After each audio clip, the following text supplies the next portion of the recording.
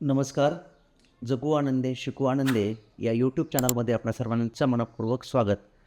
सर्वप्रथम आत्तापर्यंत तुम्ही आमच्या या चॅनलला जो काही भरघोस पाठिंबा दिलात, अनेक व्हिडिओना लाईक्स केलं, अनेकांच्यापर्यंत पोहोचवलेत त्याबद्दल सर्वांचे मनःपूर्वक आभार. आजपासून एका नवीन प्रवासाला आपण सुरुवात करत आहोत. आपल्या सर्वांना कल्पना आहे की यापूर्वी आत्तापर्यंतचे मी व्हिडिओ हे प्रामुख्यानं यशवंतराव चव्हाण महाराष्ट्र मुक्त विद्यापीठाची ऑनलाईन प्रवेश प्रक्रिया, यशवंतराव चव्हाण महाराष्ट्र मुक्त विद्यापीठाचे विविध अभ्यासक्रम, त्या संदर्भातली परिपत्रके आपणापर्यंत पोहोचवली होती. परंतु आपल्या चॅनलचं शीर्षक मुद्दामच मी बदललं होतं. ते असं केलं होतं की जगू आनंदे, शिकू आनंदे. आपण शिकण्यासोबतच आनंदानं जगणं देखील महत्त्वाचं असतं आणि ते आनंदानं जगण्यासाठी काही गोष्टी आपल्या हाती असाव्या लागतात. काही गोष्टींचा आपण काय म्हणूया की काही स्वीकार करावा लागतो. त्या दिशेनं स्वतःमध्ये बदल करून घ्यावे लागतात.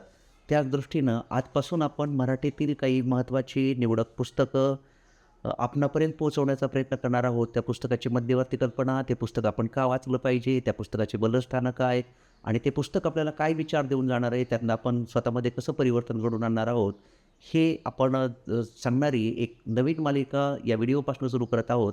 त्या मालिकेचं शीर्षक आहे वाचलेले वेचलेले आणि आजचा भाग 1 जो आपण आपणा सर्वांच्या समोर मांडतोय, त्या भागामध्ये मला सांगायला आनंद होतोय की आज आपण सध्या मराठी साहित्य विश्वामध्ये एक नवनवे विक्रम ज्या पुस्तकानं तयार केलं आहे, ते तुम्हा आम्हा सर्वांचे आवडते प्रशासकीय अधिकारी जे अन्न औषधी व प्रशासन विभागाचे सध्या प्रमुख आहेत, ते म्हणजे IAS ऑफिसर तुकारामजी मुंडे सर यांच्या जीवन व कार्यावर आधारित नुकतंच प्रकाशित झालेलं इरा पब्लिकेशनकडून प्रकाशित झालेलं शफी पठाण यांचं तुकाराम हे जे पुस्तक आहे, त्या पुस्तकावर आज आपण चर्चा करणार आहोत, संवाद साधणार आहोत. त्या संदर्भातली महत्त्वाची बातमी जाणून घेणार आहोत.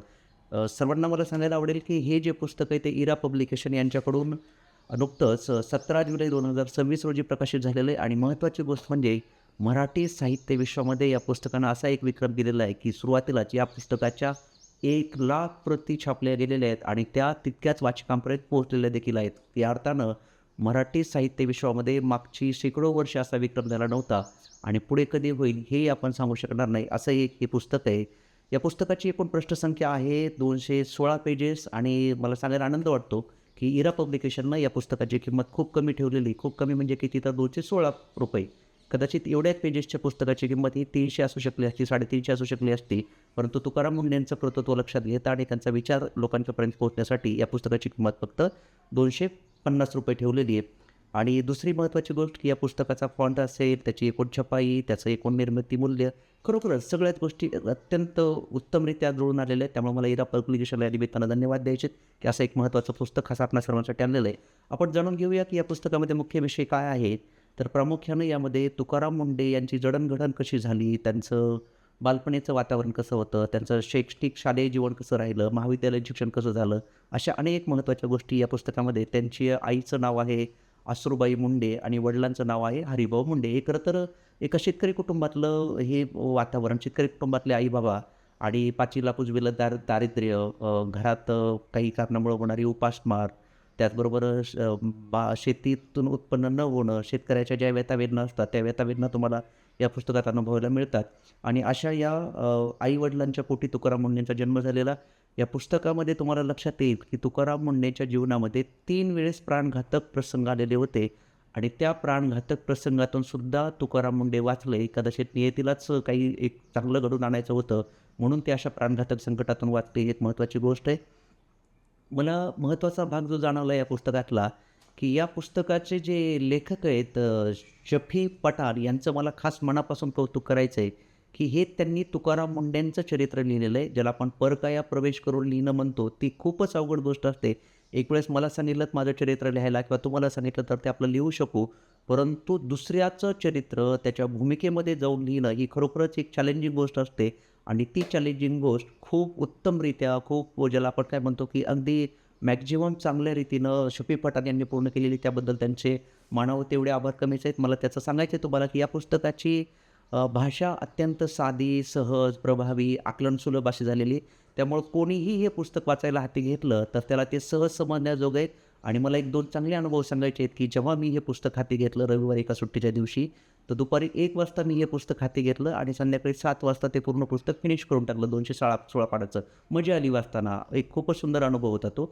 हा अनुभव फक्त एकटा माझा नाही आहे, तर माझे मित्र प्राध्यापक डॉक्टर अशोक मावरे यांनी देखील त्याच आगेमागे एक दिवशी सकाळी 10 वाजता हे पुस्तक वाचायला घेतलं आणि दुपारी 3 वाजता त्यांचं हे पुस्तक वाचून झालं. अशा पद्धतीने एक उदाहरण द्यायला सांगता येतं, की हे पुस्तक सहजपणे वाचता येतं आणि हे पुस्तक आपल्यासोबतच मोठ्या वाचकांसोबतच अगदी इयत्ता 5वीत असलेल्या विद्यार्थ्यांना सुद्धा हे पुस्तक समजतं, त्यांच्यावर खूप मोठा प्रभाव पडून जातं.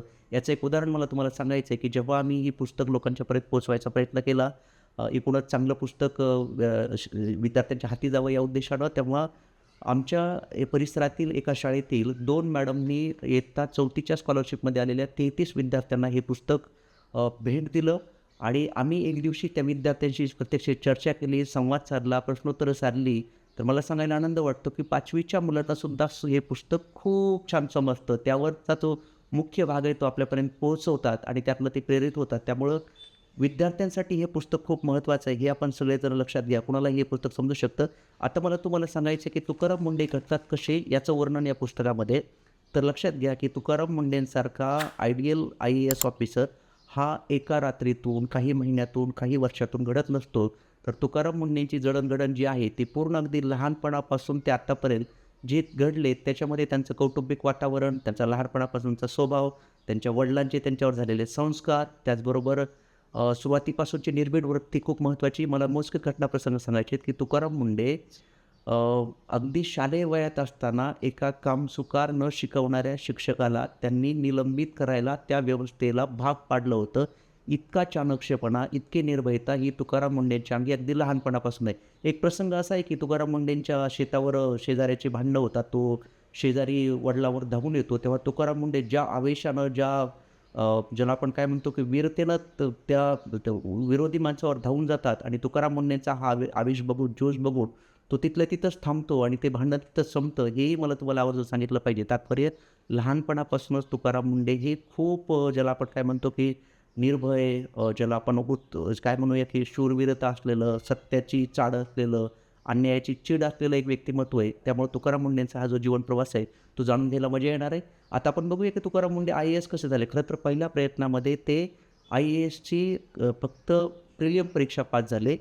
दुसऱ्या वेळेस ते प्रिलियम आणि मुख्य परीक्षा पास झाले, मुलाखतीला अनुत्तीर्ण झाले, फेल झाले आणि तिसऱ्या प्रयत्नामध्ये मात्र ते IAS, मुख्य परीक्षा आणि मुलाखत ह्या 3ही परीक्षा पास झाल्या आणि सगळ्यात महत्त्वाची गोष्ट, की त्यावेळेस त्यांचा भारतातली रँक होती 20. It's amazing. खूप आश्चर्यकारक गोष्ट ही, की भारतामध्ये UPSC सारख्या परीक्षेमध्ये 20व्या क्रमांकानं उत्तीर्ण होणं, तो क्रमांक रँक पटकावणं ही अत्यंत अद्भुत गोष्ट होती. एक ग्रामीण भागातला, शेतकरी कुटुंबातला, दारिद्र्याशी झगडत असलेला, झुंजलेला विद्यार्थी IAS या पद्धतीनं होतो, ही खूपच महत्त्वाची गोष्ट आहे. खरं तर तुकाराम मुंडेंच्या बाबतीत तुम्हाला सांगितलं पाहिजे, की काही वेळेला ना, की आपले जसे कष्ट महत्त्वाचे असतात, तसं हे जे मुंडे घराणं आहे, त्या मुंडे घराण्यातल्या गोष्टी खूप महत्त्वाच्या आहेत. तुकाराम मुंडेंचे मोठे भाऊ अशोक मुंडे हे खरं तर किंगमेकर या भूमिकेत आहेत या पूर्ण पुस्तकामध्ये. कारण तुकाराम मुंडेंच्या जडणघडणीमध्ये अशोक मुंडेंचं मार्गदर्शन, त्यांना केलेली मदत, त्यांना दिलेला आधार, त्यांना एकूण दिलेलं मार्गदर्शन हे खूपच महत्त्वाचं ठरलेलं आहे. असे अशोक मुंडे हे माजी अप्पर जिल्हाधिकारी म्हणून सध्या निवृत्त झालेले आहेत. याचा अर्थ त्यांची पण एकूण ज्याला आपण IQ म्हणतो तो लक्षात घ्या. आणि त्यांचे सगळ्यात लहाने भाऊ जे आहेत बाबासाहेब मुंडे, ते सध्या सावित्रीबाई फुले पुणे विद्यापीठामध्ये प्राध्यापक आहेत. म्हणजे एक भाऊ अप्पर जिल्हाधिकारी, एक भाऊ प्राध्यापक आणि तुकाराम मुंडेंच्या सेवेची सुरुवातसुद्धा प्राध्यापक पदापासून झालेली होती. हेही मला या निमित्तानं सांगितलं पाहिजे. म्हणून तुकाराम मुंडेसारखा अधिकारी घडतो कसा, तर त्याच्या जीवनात कोणकोणते प्रसंग येतात, तो त्यांना कसा सामोरा जातो आणि आजही 20 वर्षाच्या नोकरीमध्ये 25 वेळा बदल्या होऊनही तुकाराम मुंडेंची जी जनसामान्याप्रतीची निष्ठा आहे, सत्याची त्यांना जी चाड आहे, अन्यायाची जी त्यांना चीड आहे आणि त्यातनं जे काही लोकोपयोगी ती कामं करतात ती महत्त्वाची वाटतात. आणि या सगळं जाणून घेण्यासाठी तुम्ही प्रत्येकानं हे जे काही तुकाराम नावाचं पुस्तक आहे ते आवर्जून वाचलं पाहिजे. आम्ही लोकांच्यापर्यंत हे पुस्तक पोहोचवण्याचा एक भाग म्हणून खास आमच्याकडून हे ₹250 जे किमतीचं पुस्तक आहे ते पार्सल खर्च असं आपल्याला पोहोचवायला ₹300 लागतात. परंतु आम्ही फक्त ₹250 मध्ये हे पुस्तक तुमच्यापर्यंत पोहोचवू. त्यासाठीचा नंबर आम्ही सोबत देतो आहे. Google पे क्रमांक देतो आहे. आमचा हेतू हाच आहे, की एक चांगला विचार तुमच्यापर्यंत जावा आणि कदाचित शाळा महाविद्यालयातल्या विद्यार्थ्यांना भेट देण्यासाठी तुम्ही जास्त प्रती घेतल्या तर त्याच्याहीपेक्षा जास्त डिस्काउंट आम्ही तुमच्या पुढे देऊ आणि तुमच्यापर्यंत हे पुस्तक पोहोचवू. आजचा व्हिडिओ तुम्हाला कसा वाटला, हे पुस्तक तुम्ही वाचल्याच्यानंतर कसं वाटलं ते आम्हाला सगळ्यांना विसरू नका. आणि आमची ही जी मालिका आहे वाचलेले वेचलेले ती पाहत राहा, त्यावरचे प्रतिसाद देत राहा. तुमच्या प्रतिक्रिया, तुमचा प्रतिसाद आमच्यासाठी खूप मोलाचा आहे, जेणेकरून भविष्यामध्ये सुद्धा आम्ही तुमच्यासाठी अनेक इतर चांगली पुस्तकं तुमच्यापर्यंत पोहोचवू शकू. आपण हा व्हिडिओ शेवटपर्यंत पाहिला त्याबद्दल आपल्या सर्वांचे मनःपूर्वक आभार. Thank you so much.